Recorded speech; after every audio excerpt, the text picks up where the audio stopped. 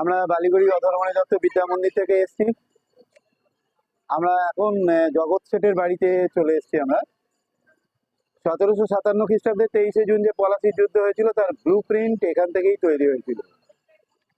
জগৎ শেঠ একটা উপাধি, সেই উপাধি হীরাপদ শাহ 1652 খ্রিস্টাব্দে প্রথম এখানে বাণিজ্য করার জন্য আসেন রাজস্থান থেকে।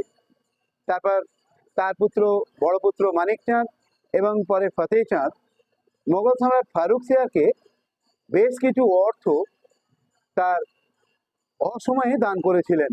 সেই জন্য তারা জগৎ শেঠ অর্থাৎ জগতের শেঠ উপাধি লাভ করেন। নবাবী আমলের এনারা ছিলেন ব্যাংকার। আমরা বিভিন্ন জায়গায় ঘুরে দেখলাম, বিভিন্ন গুপ্তপথ এবং অন্যান্য জায়গা, বিভিন্ন মিউজিয়ামের বিভিন্ন অবস্থান, তাদের ব্যবহৃত জিনিসপত্র, তাদের অস্ত্রশস্ত্র সমস্ত কিছুই আমরা প্রত্যক্ষ করেছি এবং ছাত্রছাত্রীদেরকে আমরা জানিয়েছি। কিন্তু দুর্ভাগ্য, কলঙ্কিত একটা অধ্যায় পলাশির যুদ্ধের, সেই কলঙ্কিত অধ্যায়ের কলঙ্কিত নায়কের বাড়িতে আমরা আজকে অবস্থান করেছি। ধন্যবাদ।